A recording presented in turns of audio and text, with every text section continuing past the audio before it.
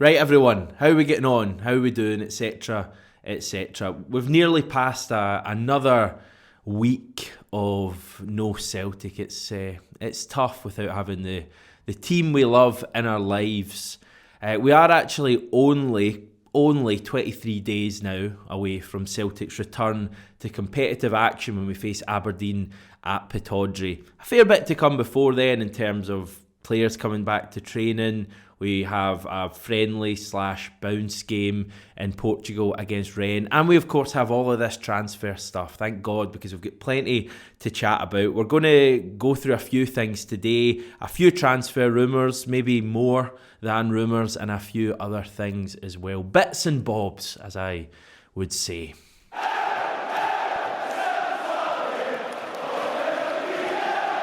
Right, the big news yesterday that we covered on yesterday's video was that Yuki Kobayashi has joined Celtic. He will start training from the start of December. He'll be available to start playing in matches, competitive matches, from the start of January. Check out yesterday's video for all the information on that. I did mention in yesterday's video that right back may be an area to look at over the month of January. Speculation about Josip Juranovic possibly moving on, Celtic likely to replace him if that is the case. And it seems like that very much is going to be the case. In the past 24 hours, we have been linked with Canada and Montreal right back, Alistair Johnston. He played right back actually for Canada last night in their narrow defeat to Belgium. They were quite impressive, Canada, and given that the first reports about Johnston and Celtic emerged, I think, a couple of hours before kickoff, I'm guessing a lot of you would have been watching that game with a specifically on Johnston. I certainly was. I thought he put in a very decent performance, full of energy, tenacious, really good right foot as well. And he committed a tactical foul at the end of the game as well, which is something I think we failed to do in 6 Champions League games. So that was a major plus point as well, even though it was untidy and he got a booking for it.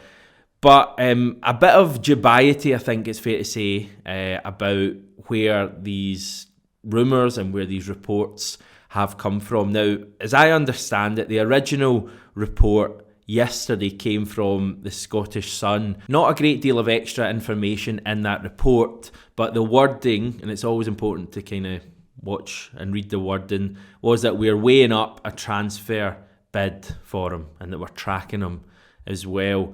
We then, a few hours later, got a kind of extension of that from Manuel Veth at transfermarkt.co.uk, who said via Twitter that the deal is advanced. I don't think that's the most concrete of reports, but equally there is something to this, and it kind of seems like this is the way we're heading next month at this stage. I don't think we're going to be chucking Josip Juranovic away for nothing. He's been an important player for us. I don't think we should forget that. But maybe there's a feeling that right after a World Cup, and hopefully he goes on to do quite well for Croatia, certainly better than yesterday, that it might be the perfect time to move him on, to sign someone new, maybe a wee bit younger, as Johnston is, and to just kind of keep going that way. It's maybe just the perfect time to sell Juranovic and to get the maximum money for him. And I think that Johnston at 24, having his career, which seems to be in a real upward trajectory, having World Cup experience, he would seem to have good pedigree. Put it this incredibly simplistic way, based on 2 games in the World Cup yesterday, I thought Johnston looked just as good, if not a whole lot better than Juranovic. Obviously, I'm not being totally serious there. We're talking about 2 matches of football, but he certainly looked to be a good player based on last night's game. He plays for CF Montreal, who finished second in the Eastern Conference of the MLS last season. He was a teammate of Victor Wanyama, who you may recall was at Montreal. I think he has just left them at the end of the season. He's not returning for the 2023 season. Montreal paid around about £800,000 for Johnston a year ago, last December it was. I guess he'll be worth a bit more than that now, but he's unlikely to break the bank in terms of Celtic, as the tabloids would say. I wouldn't even like to guess exactly how much he would cost. I think he signed a 2-year deal. So again, he's going to cost us probably at least a couple of million, but it's not going to be anywhere near what we could get for Juranovic if he moves on. Elsewhere, moving away from transfer stuff before we kind of return a wee bit at the end of the video, Aaron Moy and Harry Kewell had a wee meet-up, as you can see here in this video from the Socceroos. Kewell has been in Qatar on media duties, and it's fair to say that he got a fair amount of plaudits for his co-commentary work on the Australia-France game. It was 4-1 win for France there. Amazing start. Got right off my seat in the pub when Australia scored the opener, and then obviously things didn't go as well from that point onwards. But Harry Kewell apparently was one of the plus points in terms of in Australia.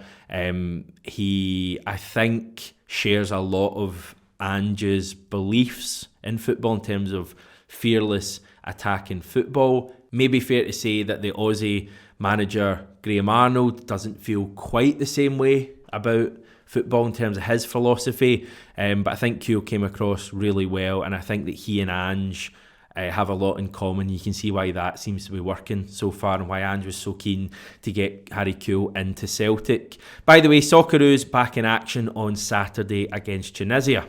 Before then, on Friday night, Cameron Carter-Vickers USA take on England. CCV obviously sees himself as both English and American. He's got 2 surnames, he's got 2 nationalities. That's a kind of direct quote from him from a video, I think from the US MNT on YouTube a few years ago, that's quite interesting. So split loyalties to an extent tomorrow. Half of his family supporting England, the other half supporting the USA. Carter-Vickers obviously going to be rooting for the USA. Hopefully he's doing more than rooting as well. Hopefully he's actually going to play in the match. Kind of doubting it though, because the American boss seems to be, how do I say this diplomatically? Doesn't seem to know a great deal about football. He probably calls it soccer for a start. Just a final word on the World Cup and linking it back to Celtic and potential January business. Ange did actually give a wee transfer hint recently prior to the Alistair Johnston reports emerging when speaking about the World Cup. I'll watch it, Ange said. It's one of those events you get engrossed in when it comes around. There are always great stories, and we've got a few participants in there. There might be a couple of others I'm looking at as well. So yes, like us all, Ange is watching. Although it does seem like most of our business is at an advanced stage. I really think we're gearing towards a quick return from Celtic. I really think Ange is going to want us to come back ready, ideally with everyone in the best position they can be, with new signings not far around the corner. In Kobayashi's case, already in the building, even though he's not able to actually play until the start of January. And hopefully we can kind of run away with the league in the first couple of months of 2023 and really put the league to bed at that stage. We've got a 9-point advantage at the moment. I reckon if you can kind of strengthen that, not a lot more. I mean, I think if it goes to kind of 14, 15 points, it's kind of as good as done at that stage, given how few points we seem to drop. But that's obviously in the distance a wee bit. It's all about just coming back. We've got some tough matches when we return. We've got Aberdeen away right away. I think Hibs away in there as well. Obviously Ibrox. Real tough matches for us, but I think this Celtic team is going to be raring to come back, and as I say, to really try and put a even more distance between ourselves and our rivals at the top of the table, given that they're going to be going through I guess not too far off what we went through when Ange first came in. I know there's probably not going to be the same upheaval in terms of players, but I think January is going to be a difficult month for them. And if we can win that first derby at the start of January, then I just think it becomes really, really difficult for them at that stage. So yeah, that's where we're at. But don't worry, we've got a good... What was it? Was it 23 days? Is that what I said? 23 days to chat about all of this before Celtic are back. I'm going to head now back to where I've basically been sat for the past week and will be for the next 3 weeks or so watching football, throwing that couch through there.